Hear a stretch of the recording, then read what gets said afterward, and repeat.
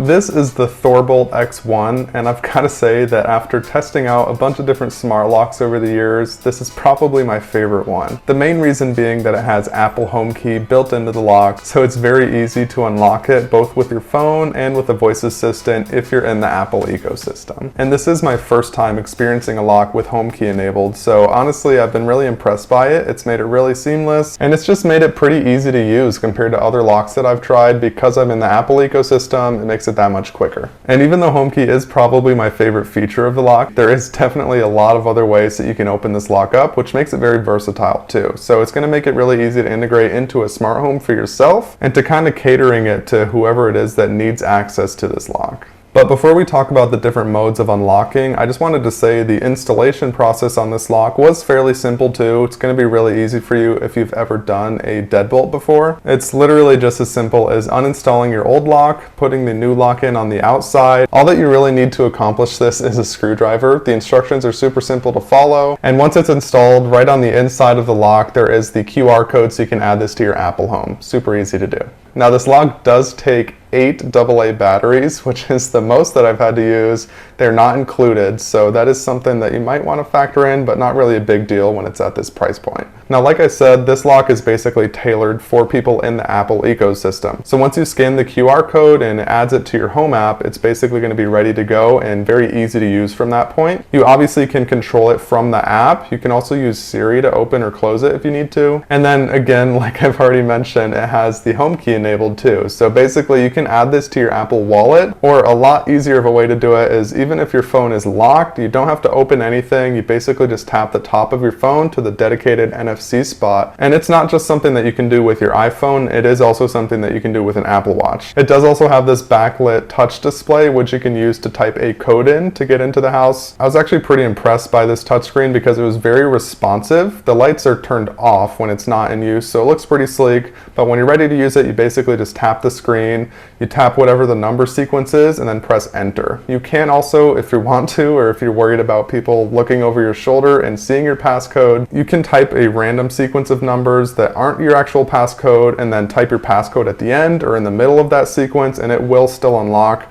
Really nice way to just basically protect your passcode from being seen by other people. And the lock supports up to 100 different PIN codes. That's way more than I think anyone would ever actually need. However, if you want to use some of the more kind of specialized PIN codes, like one-time use or ones that are only available at certain times a day or for a certain number of days, you do have to download a separate app called Sleekpoint. Sleekpoint for me was very easy to use. So as soon as I downloaded it and opened up the app, I was able to see the lock and control it very easily. And within Sleekpoint, that's where you're going to be able to go in and actually add different codes or add fingerprints, which is the next way to unlock this. So on the bottom right of the lock, as I'm sure you've seen, there's the little fingerprint sensor. You can add up to 100 fingerprints on this as well. One of the nice things that I liked about it is that it has this LED ring around it, which basically just turns green when you have a fingerprint that matches and turns red when it does not match. Again, not really necessary for function, but something that I thought looked pretty cool. And the Sleekpoint app is going to be required if you want to use the fingerprint feature. You cannot add fingerprints or control anything like that regarding fingerprints from the Apple Home app. So yes, that is one of the many ways that you can unlock it, but you do have to download Sleekpoint if you plan on using some of the more advanced features when it comes to fingerprints or the dedicated PIN codes for different people at different times. The Sleekpoint app will also be required if you want to adjust the auto lock feature. So of course, in my opinion, and what I've said for years, is that auto lock is one of the best features of having a smart lock on your home, because one, you can check whether or not you locked it with the app, or two, you can just rest assured knowing that it auto locked as you left. Okay, so those kind of digital ways aside, there is also a physical way to open this lock, which of course is going to be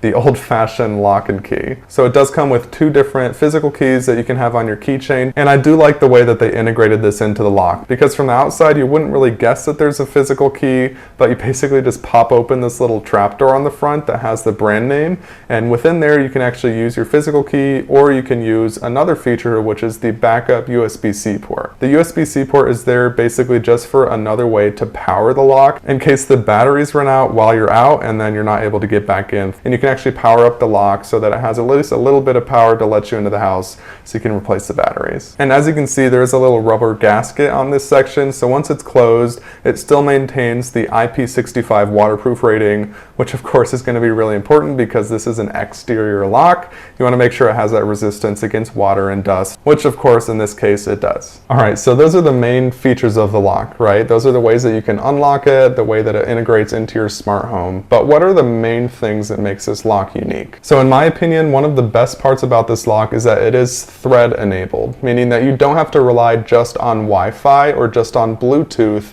which is one of the main pitfalls of a lot of smart locks, is that it has this proximity need where you have to be within a certain range or distance, or you have to have your Wi-Fi on in order for you to be able to control it. In this case, since it's thread enabled, that's basically just another way that's actually quicker than Wi-Fi and quicker than Bluetooth for you to be able to control it with your phone, even if Bluetooth and Wi-Fi are not available. Of course, thread does require something like a HomePod or a thread-enabled Apple TV, but again, if you're already in the Apple ecosystem, this is likely something that you already have.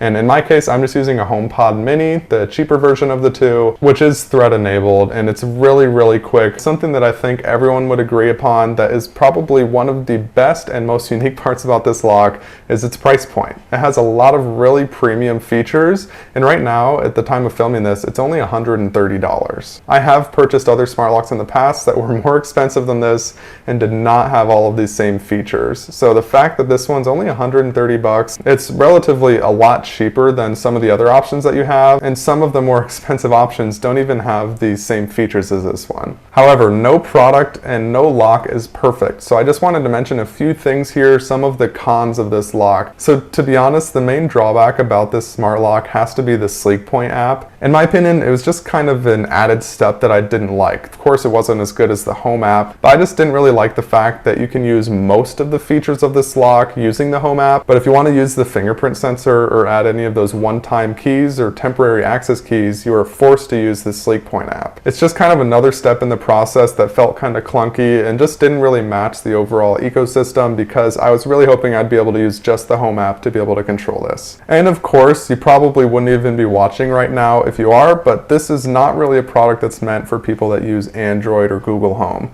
This really has a heavy focus on the Apple ecosystem, which again, in my case, is a really good pro. But if you are someone that isn't really fully dedicated to the Apple ecosystem, or if you have a lot of mixed stuff in your home and maybe have some Apple products and some Google Home or some Alexa stuff, you might not want to steer towards this product just because, again, it's kind of built more for people who are dedicated to the Apple ecosystem. Honestly, this is a lock that I've gotten a lot of use out of. It's something that I've enjoyed using. It's integrated really well and made it a lot easier for my family to use the lock. Even if they don't want to use their iPhone, they have an easy way to use a keypad to unlock the door. So it's been a really win-win situation for me and the family. If you want to check this out, make sure to check the link in the description. I will have an affiliate link down there. I'd appreciate it if you used it. And thank you very much to ThorBolt for sending this out for me to review and for sponsoring the video. I will see you guys in the next one.